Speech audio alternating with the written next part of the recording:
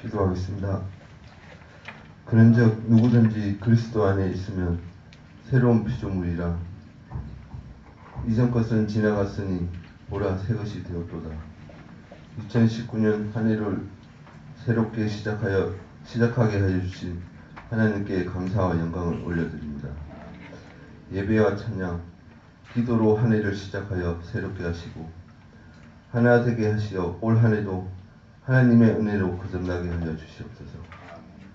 하나님께서 죄 많은 저희들을 구원하여 주시고 저희들의 잘못과 어리석음을 용서하여 주시옵소서. 올 한 해도 저희들에게 부흥의 세대가 되라고 말씀하신 하나님, 순종하여 승리하게 하여 주시옵소서. 기도에 힘쓰고 부족함을 채워나가며 부흥의 세대로 새롭게 태어나는 은혜가 담비교회에 있게 하여 주시옵소서. 하나님의 축복으로 하나님께서 살아계심을 증가하게 하시고 하나님의 자녀됨이 자랑되게 하여 주시옵소서. 오늘 하나님 말씀을 전해주신 목사님께 큰 능력을 주시고 날마다 무릎을 들이며 기도하시는 목사님 기도에 응답하여 주시옵소서.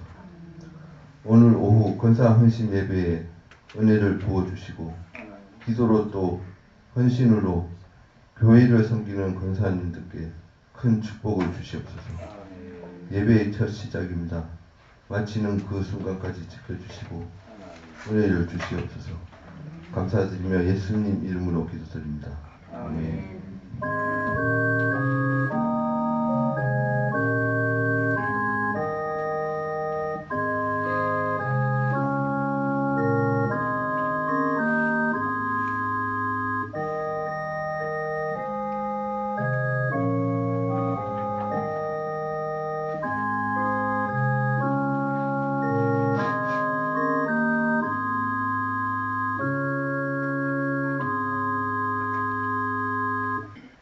우리 하나님 말씀 보십니다. 하나님 말씀은 창세기 6장 5절로부터 7절까지의 말씀입니다.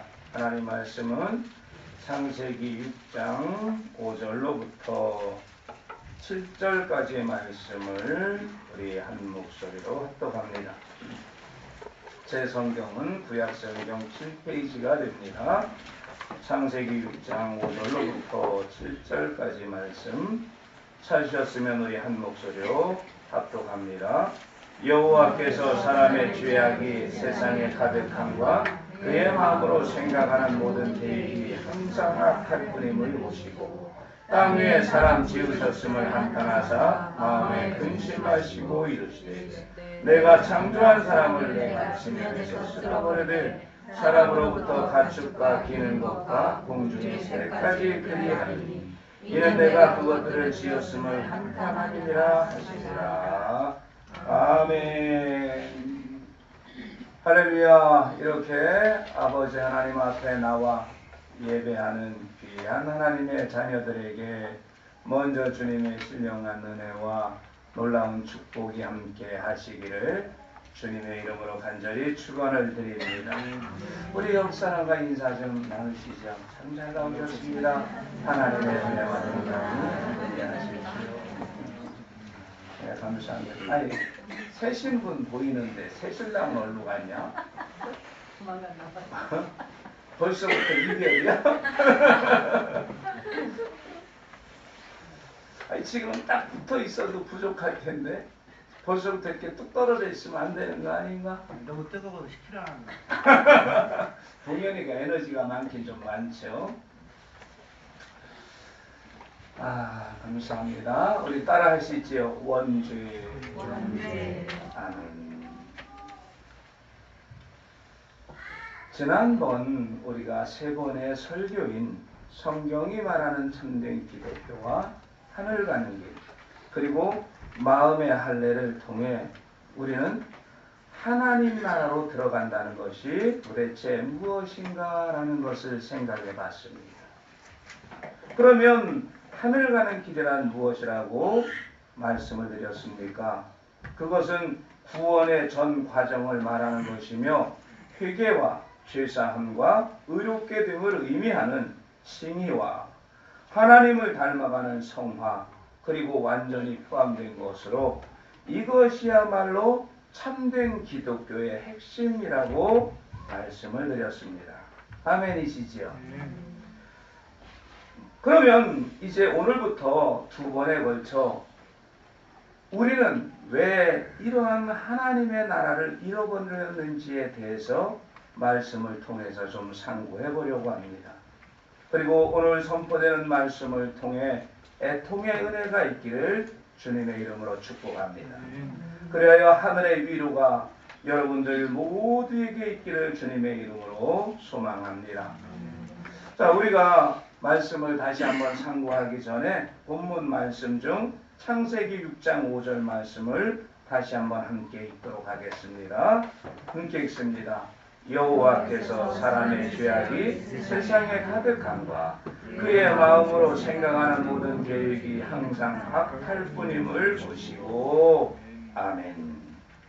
여러분, 인간을 낙관적으로 보는 경향은 오래전부터 시작되었습니다.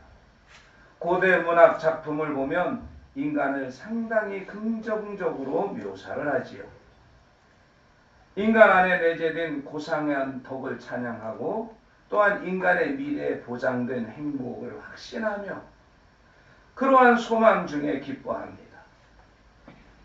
근대에 들어와서도 인간을 향한 낙관론은 여전히 위력을 발휘하지요. 희미한 이성에 의지하여 살아가는 사람들은 인간의 이성이 구축해낸 문명의 세계가 얼마나 위대한가를 칭송하는데 여념이 없습니다.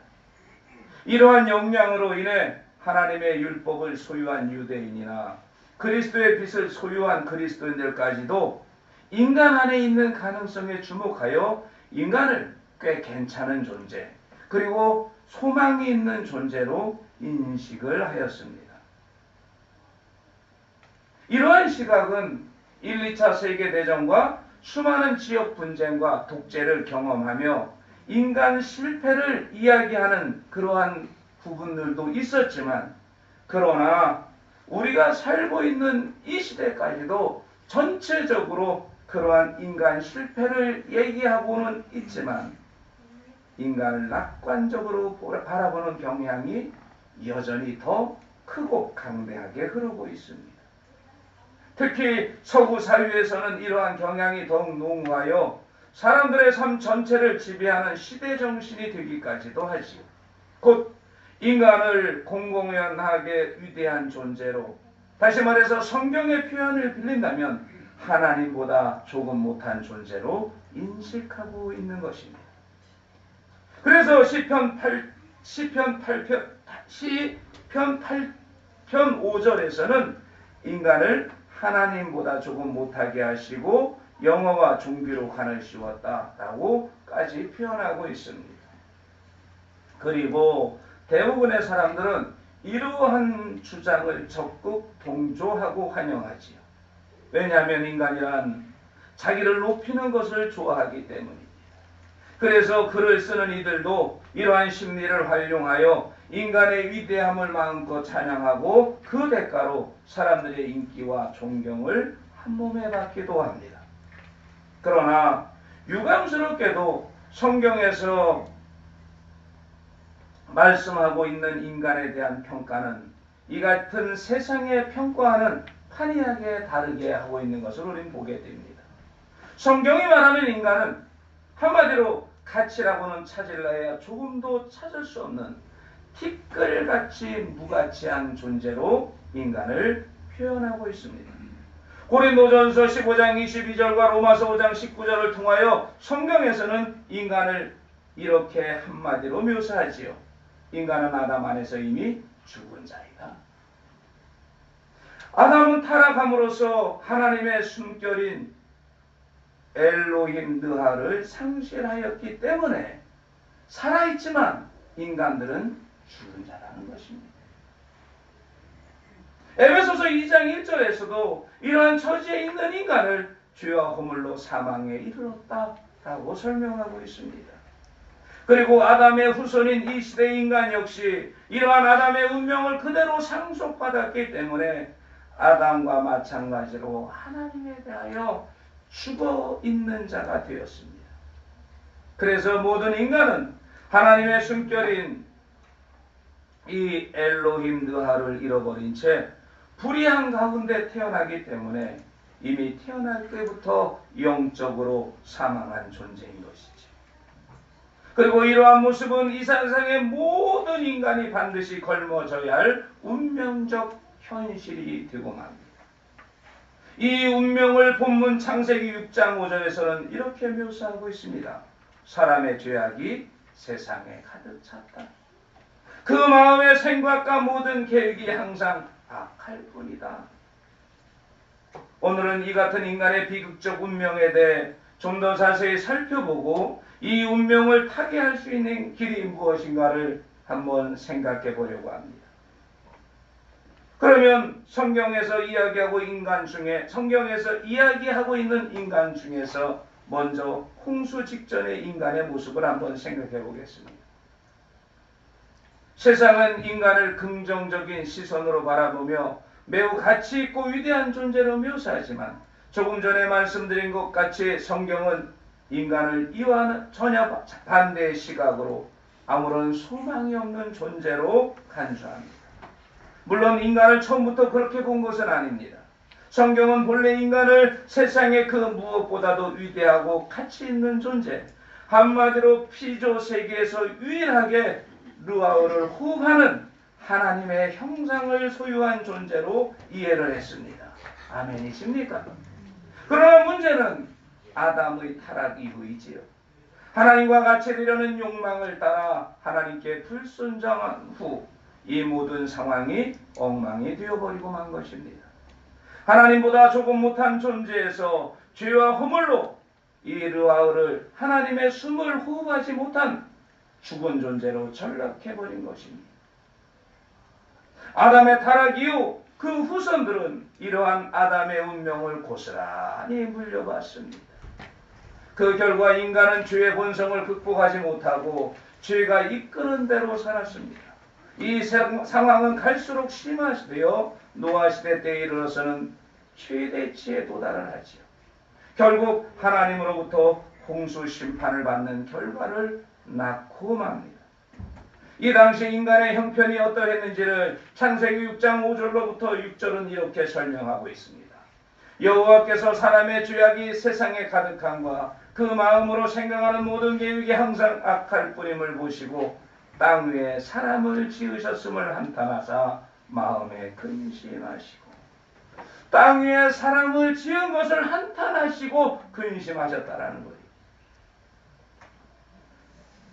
원어를 그대로 해석하면 죄악이 세상에 차고 넘쳤다라고 말씀하고 있습니다. 이는 어느 특정한 지역에서 살던 특정한 사람들만 악했다는 의미가 아닙니다. 인간 모두가 악했다라는 의미지요. 당시는 풍요롭고 살기 좋은 환경으로 인해 적지 않은 인구가 거주하고 있었을 것입니다. 그런데 성경은 이 많은 사람들 중에 노아라는 단 한 사람의 의만이 있었다라고 창세기 6장 9절을 통하여 증거하고 있습니다. 이게 무슨 말입니까? 노아를 제외하고서는 세상의 모든 사람들이 죄로 물들었다는 것이지. 이처럼 죄와 악으로 물든 인간의 형편을 창세기 6장 5절에서는 인간의 마음으로 생각하는 모든 계획이 악했다라고 말씀하고 있습니다. 다시 말해서 인간의 내면의 모든 것, 곧 성향, 기질, 감정, 욕구, 계획, 사상 등 이러한 모든 것이 죄로 물들어 있었고, 그리고 여기에 말미암아 행동 또한 악하였다는 것입니다. 그렇다면 어째서 죄가 이렇게 광범위하고 깊게 인간에게 뿌리박히게 되었을까요? 그 이유는 하나님의 형상의 상실에서 찾을 수 있습니다. 타락 이전에 원래 인간에게는 하나님께서 하나님의 수민 르아우를 통하여 자신의 형상을 그 영혼에 심어두셨습니다. 그러므로 하나님께서 보시기에 좋았다고 했던 순수함과 거룩함이 인간 영혼에 충만했던 것이죠. 그러나 인간의 타락으로 인해 하나님의 숨은 단절되었고 그 결과 하나님의 형상이 파괴되어 순수함과 거룩함은 그 흔적조차도 남지 않게 되었습니다. 오히려 마귀 형상이 그 빈자리를 차지하게 되었고 그 결과 인간은 죄의 세력 아래 붙들려 죄의 노예가 되고만 합니다. 이 정황을 우리는 잘 이해해야 합니다. 한마디로 인간은 100% 악하다는 말입니다.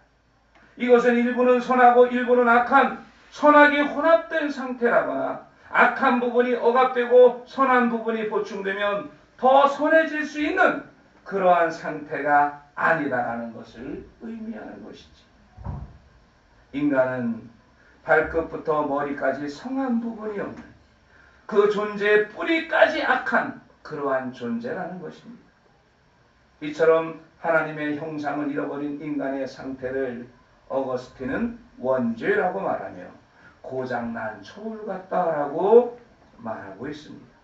즉 인간의 의를 반대편에 올려놔도 절대로 움직이지 않아 모든 결과는 죄로 수렴된다는 것이죠.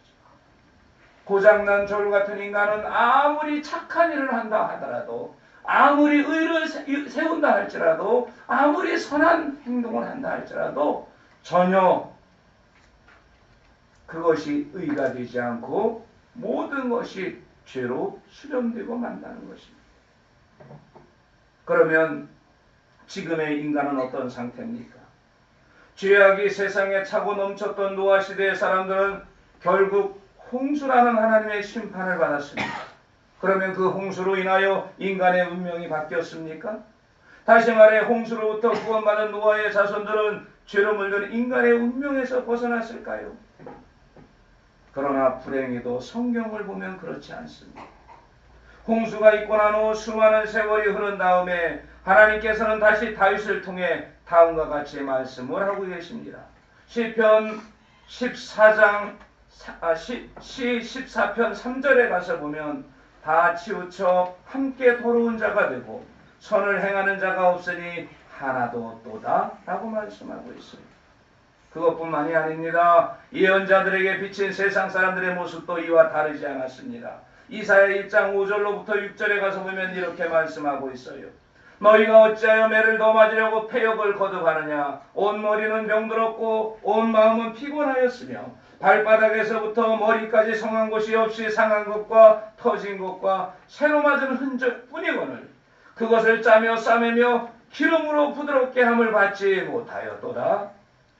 그러면 신약시대는 달라졌습니까? 그렇지 않습니다. 로마서 3장 10절로부터 12절에 나타난 사도 바울의 탄식을 한번 들어보십시오.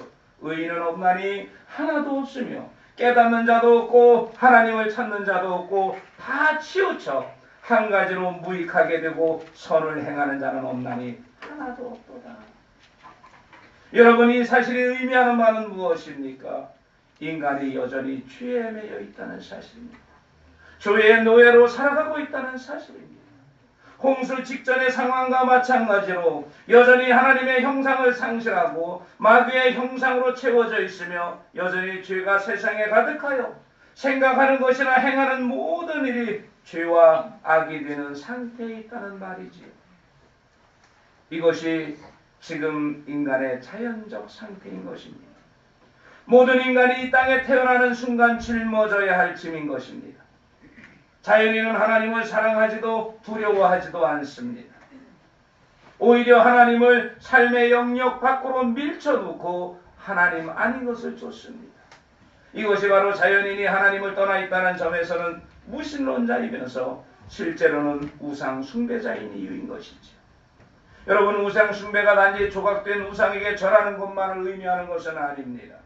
자신의 마음에 하나님이 아닌 것을 세우고 그것을 숭배하는 모든 것을 말하고 있습니다. 이 우상 숭배의 뿌리는 바로 교만인 것이죠. 교만은 하나님 홀로 받으시기에 합당한 영광을 자신이 가로챈다는 의미에서 우상 숭배의 뿌리라고 할 수 있습니다. 또한 교만은 마귀가 인간 마음속에 새겨놓은 자신의 형상입니다. 즉 마귀의 형상인 것이죠. 마귀는 자신의 형상을 하나님의 형상을 잃어버린 인간에게 심어놓았고 인간은 그 마귀의 형상이 이끄는 대로 살아가고 있는 것입니다. 이처럼 마귀의 형상이 이끄는 삶은 교만한 삶입니다. 그리하여 인간은 자신의 영혼 깊숙이 박혀있는 이 교만이라는 뿌리가 이끄는 대로 살아가게 되는데, 이들의 삶은 다음과 같은 세 가지 형태의 양상을 띠게 되는 것이지. 첫째는 육신의 정욕입니다. 둘째는 안목의 정욕이며, 셋째는 이상의 자랑인 것이지. 여러분, 이 육신의 정욕은 세상의 피조물을 향한 애착입니다. 즉, 피조물 안에서 행복을 추구하고 만족감을 추구하는 것입니다. 다른 말로 말하면 세상의 것을 자기가 추구하며 살아가는 것입니다. 물질이든 명예든 또한 권력이든 이러한 것들, 피조 세계에서만 가지고 있어야 되는 것들을 추구하며 살아가는 것을 육신의 정욕이라고 얘기하는 겁니다. 이는 육신의 욕망을 끊임없이 추구하고 그것을 충족시키기 위해 끊임없이 매달리는 삶을 산다는 점에서 짐승과 다름없는 존재인 것이지. 아니요, 심지어는 짐승보다도 더 피조물에 집착하는 욕망의 노예가 되어 살기도 합니다. 물론 교육과 종교적인 삶을 통해서 어느 정도 이러한 성향을 절제할 수는 있을 것입니다. 그러나 근본적으로 인간은 자신 안에 있는 이 육신의 정욕의 정복당에 살아갈 수밖에 없기 때문에 육신의 정욕을 스스로 정복하기란 불가능한 것이지. 그래서 인간은 누구나 이 육신의 욕망을 따라서 살아갈 수밖에 없는 것입니다.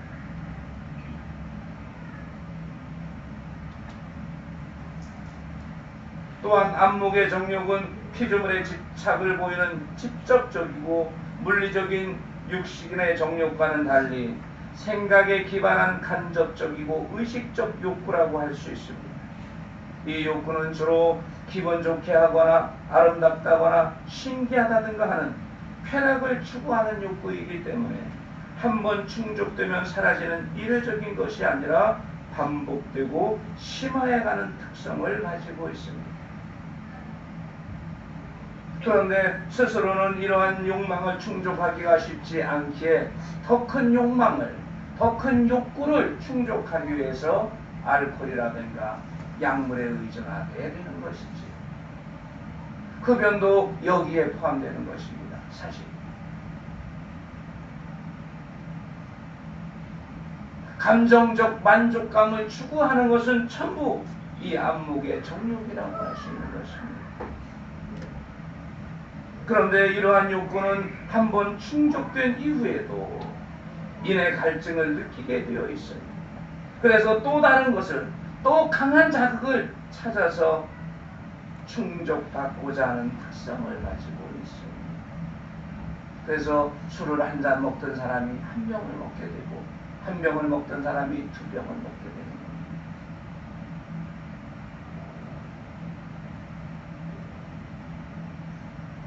이 생의 자랑은 타인에게 자기 자신을 인정받고 드러내고 싶어하는 욕구이지요. 이는 타인보다 높아짐으로써 인기를 끌고 존경과 칭찬을 받고 싶어하는 욕구인데 흔히 명예욕이라고 부르기도 합니다. 교육을 많이 받았거나 적게 받았거나 부자이거나 가난한 자이거나 남자나 여자나 간에 이 욕구를 우리는 당연한 것으로 여기고 공공연히 추구하고 있지. 그리스도인들조차도 이 욕구에 쉽게 노출되는데 서로 높아지려고 다툼을 벌였던 제자들의 경우가 바로 그 대표적인 예인 것입니다. 이상을 요약해보면 교만이라는 죄의 뿌리에서 육체의 정욕과 안목의 정욕과 이생의 자랑이라는 탐욕이 우리 안에서 자라고 있는 것이지. 그런데 이 세 가지 형태의 탐욕을 전개의 순서로 본다면 이생의 자랑, 안목의 정욕, 육체의 정욕으로 진행이 됩니다. 이생의 자랑은 곧 교만이라는 뿌리와 가장 가까운 탐욕이고, 안목의 정욕은 이러한 교만의 뿌리로부터 자란 줄기라고 할 수 있습니다. 그리고 이 줄기는 다름 아닌 내 생각에 매인 고집, 곧 아집인 것이지. 그리고 육체의 정욕은 이 교만과 아집에서 꽃피운 결과라고 할 수 있는 것입니다. 교만이 주의 뿌리라면 아집은 그 뿌리에서 자란 열매이고, 이렇게 뿌리와 줄기가 털을 내리면 주의 열매를 맺는 것은 필연적인 게 아니겠습니까? 즉 교만은 아집은 피조물을 향한 사랑으로 전개되어 가는 것입니다. 이것은 바로 마귀의 형상이 차지한 인간의 운명이것이죠. 때문에 인간은 근본적으로 죄악에 매여 살아갈 수밖에 없게 되어 있는 것입니다. 이것을 성경은 죄의 올무에 빠져 있다라고 표현하고 있습니다. 여러분 한번 올무에 걸린 짐승을 생각해 보십시오. 올무에 빠져나오려고 발버둥 치면 칠수록 더 얽매여 들어가게 되어 있습니다. 이와 같이 인간은 죄라는 올무에 빠져들었기 때문에 서로 무슨 선한 일을 한다 해도 그것이 또한 죄이며 오히려 상황을 더 악화시키는 결과를 낳게 되는 것이지. 바울은 이러한 인간의 정황을 로마서 3장 10절에서 한마디로 표현합니다. 의인은 없나니 하나도 없다. 더욱 심각한 사실은 인간은 자신이 이러한 비극적 상황에 처해 있음에도 불구하고 그것을 알지 못한다는 사실입니다. 한마디로 눈먼 상태로 태어난 소경에게 이 사실을 누군가가 알려주기까지는 그 소경은 자신이 눈이 멀어 있다는 사실을 알지 못한 것과 같은 이치입니다. 우리는 이와 같은 상태를 영적 감각이 마비되었다라고 말합니다. 영적 감각이 마비되면 영적 세계를 전혀 알 수가 없습니다. 영적 안목이 없어서 자신의 영적 결함이 무엇인지를 전혀 깨닫지 못합니다. 여러분 세상으로부터 완전히 분리되어 있는 아이를 생각해 보십시오.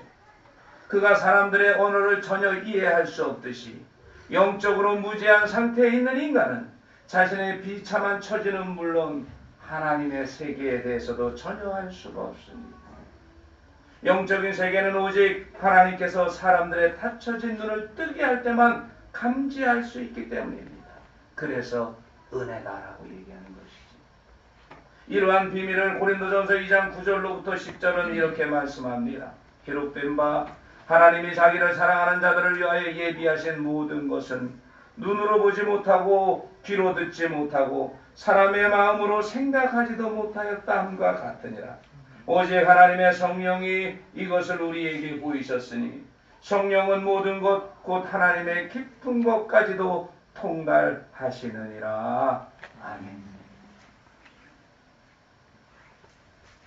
하나님께서 사람들에게 영적인 세계를 감지하게 하는 성령을 통해 비로소 사람들은 자신의 참된 상태를 보게 되는 것이죠.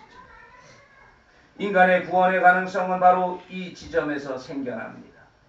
로마서 5장 8절의 말씀을 통해서 하나님께서 우리가 아직 죄인이었을 때, 다시 말해서 영적으로 눈이 멀어 자신이 처해 있는 심각한 처지를 알지 못하고 있을 때 하나님은 오래 참으시며 자신을 바라볼 수 있는 은총을 베푸셨습니다. 이와 같은 사실은 하나님께서 방주를 준비되던 120년 동안 인간의 회개를 기다리고 계셨다는 사실로부터 알 수 있습니다. 여기서 우리가 오해하지 말아야 할 것은 인간은 어떤 선한 것이 내재되어 있었기 때문에 하나님께서 오래 참으시고 기다리셨다는 것을 말하는 것이 아니지요. 우리의 본성은 전적으로 타락하여 죄악만 행할 뿐 어떠한 선한 가능성도 전혀 없습니다. 즉 인간 안에 어떤 선한 것도 생길 가능성이 전무하다는 것입니다.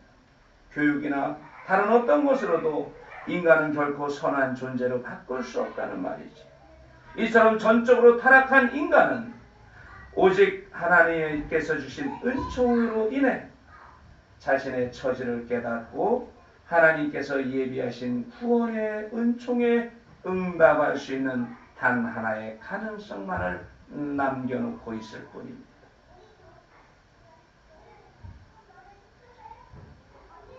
그렇다고 해서 이방 종교에서 구원의 길을 찾을 수 있다는 말도 아닙니다. 이방 종교는 하나님의 은총으로 인해 희미하게나마 인간에게 문제가 있음을 직감하지만 그 문제의 근원이 무엇인지 또 그 해결책이 무엇인지 알지 못합니다. 그래서 선을 행하라, 덕을 쌓으라고 요구합니다. 살아생전에 너가 덕을 많이 쌓으면, 너가 살아생전에 선을 많이 하면 너는 어떻게 해요? 지금의 그 죄악된 모습에서 벗어나서 자유함을 얻을 것이다라는 것이죠. 그런데 이렇게 이야기하고 있는 다른 종교들은 죄의 심각성, 특히 인간이 타락함으로 인해 하나님의 수민 느와가 단절되어 근본적으로 죄에 매여 있는 전적으로 타락한 상태라는 사실까지 알지 못합니다. 아무리 선한 일을 한다고 할지라도 하나님의 숨결이 회복되지 않은 인간은 그것 자체가 죄로 귀결되고 말기 때문입니다. 아멘이십니까?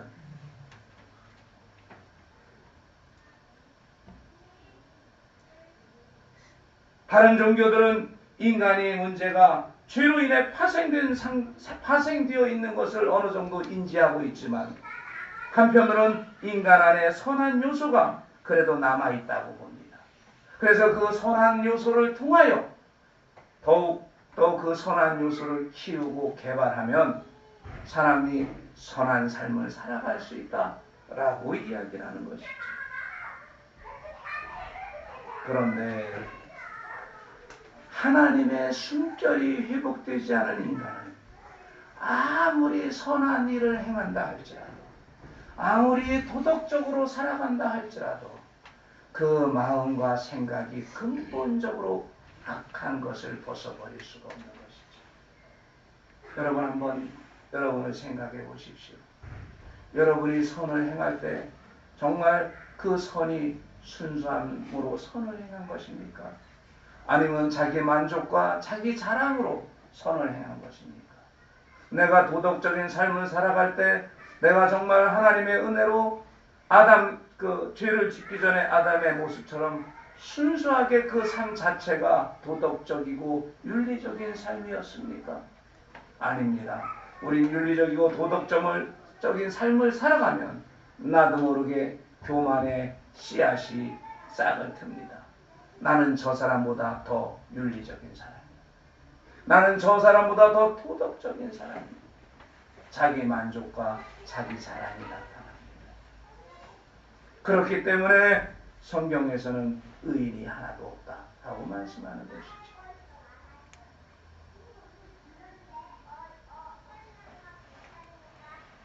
때문에 인간의 문제를 직시하고 참다운 해결책을 제시하는 것은 오직 기독교밖에 없는 것입니다.